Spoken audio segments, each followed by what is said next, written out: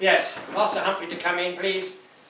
No, any time will do, within the next 10 seconds. I think I'll disappear. Go in. Ah, Humphrey. Prime Minister. Do sit down. Let's talk about this loan. All good news, isn't it? Oh, tremendous news, Prime Minister. Good, no hidden snags, you know, terms and conditions, penalty clauses, tough guarantees. No, nothing like that. Straightforward agreement. A straightforward treasury loan, as far as we're concerned. In a sense, yes. In a sense. In due course, following agreed procedure, after certain formalities. But the money goes straight to the treasury. It goes to the Treasury, yes. Straight to the treasury? Broadly speaking, yes, more or less. Broadly speaking, how would you describe it if you were narrowly speaking? Does this loan have to go through the European Central Bank? Prime Minister, I urge you not to clutter your mind with procedural detail and monetary trivia. Let me put it another way. Will this loan be in euros?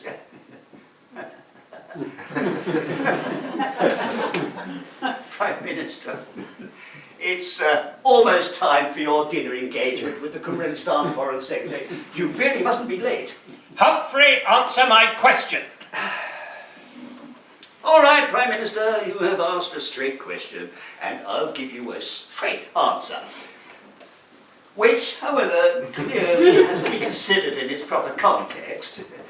In the course of all financial negotiations, certain provisos have to be precogitated and preconditioned. Various caveats have to be postulated, designated, investigated and specified. And a number of unequivocal considerations have to be determined, acknowledged and indeed sometimes conceded, so that we are able to facilitate the finalization of preliminary plans to create an epistemological basis for all parties to proceed towards a mutually beneficial consummation, which will acknowledge and safeguard the vital interests of all the participants without jeopardizing in an immaterial way the underlying collective benefits ultimately accruing to the signatories, or leaving unresolved various anomalies and irregularities that might precipitate operational uncertainties down the line, so that there will be a modicum of ironclad reciprocity, which in the broad scheme of things will be to everybody's advantage.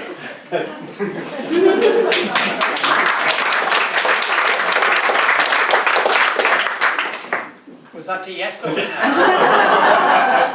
Don't you think yes and no are rather broad and unspecific in their application? No, Humphrey, I don't. I want a clear, unambiguous answer. Certainly. And what was the question again? Is joining the euro a condition of getting this loan? Well, in the sense that if an agreement is at the end of the day and Humphrey! depending on how... Yes, it is. And you were going to hide this from me and not tell me until it was too late. No, but yes, I mean... It would be the collapse of the conference, the collapse of backbench support, collapse of my cabinet, collapse of my career. It would be the biggest disaster since Dunkirk. Oh, I think not, Prime Minister. Well, name a bigger one. The Freedom of Information Act.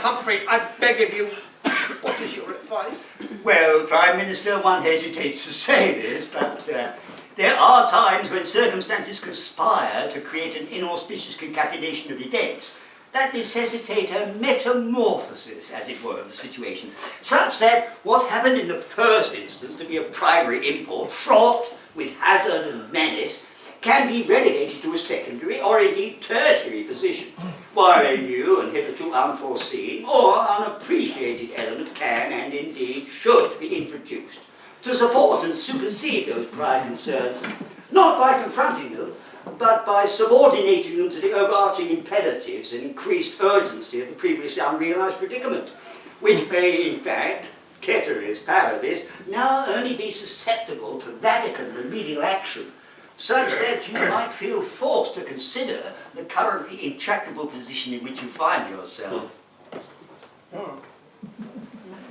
What does he mean, Bernard? I think perhaps, Prime Minister, he's suggesting the possibility that you consider your position. Resign, in fact, Prime Minister. I am not resigning. And you can consider the Civil Service Reform Act a done deal, so there.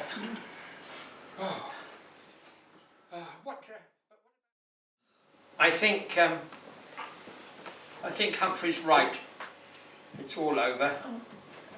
Bernard, get in touch with the palace and I will see the Queen tomorrow to tender my resignation. I'm so sorry, Prime Minister. Oh God! No, Prime Minister, just me. I have returned with the answer to all your problems. Global warming. What? He said global warming, Prime Minister. I heard what he said. What do you mean? I thought you were against it. Everyone's against it, Prime Minister. I suddenly realised that's the beauty of it. We can get unanimous agreement with all our European partners to do something about it. But how can we do something about something that hasn't happened? Much easier to solve an imaginary problem than a real one. If everyone thinks that global warming is real, then all want to stop it, as long as it doesn't cost too much. Do you think it's real? Do you? I don't know. Nor do I. Haven't the faintest idea. But it doesn't matter what we think. The question now is, what are we going to do about it? But what can we do about something that hasn't happened? Oh, there's so much we can do. We can impose taxes, stiffen European rules on carbon emissions and rubbish disposal, make massive investments in wind turbines. We can agree, in fact, under your leadership, to save the world. I like that. But India, Russia, China, Brazil, they'll never cooperate. They won't have to. We simply ask them to agree to review their emissions policies. And will they? Well, of course. And then they'll decide not to change them.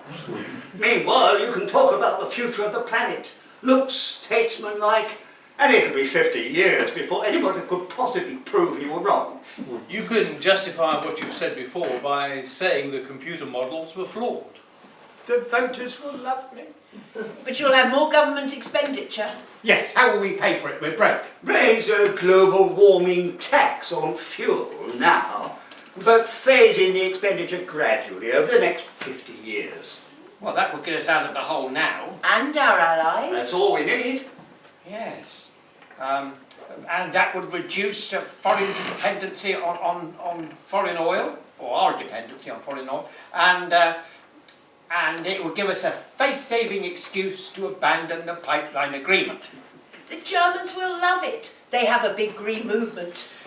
We could even get the frogs on board, as long as they get more benefits than anyone else. Right, now my interview is tomorrow, so you've got the rest of the day to get the public to agree. That's not a problem. They'll all be desperate to announce something as soon as they get back home. There's only one problem. Nothing will actually have been achieved. It will sound as though it has. And people will think it has. And that's all that matters.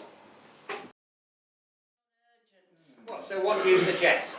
Well, what about a global warming SAR? Fine. How would that work? Well, it would need a bit more than that, Prime Minister. Go on. Well, it would mean announcing a rather big unit and an impressive salary for the SAR to show how much importance you place upon the appointment.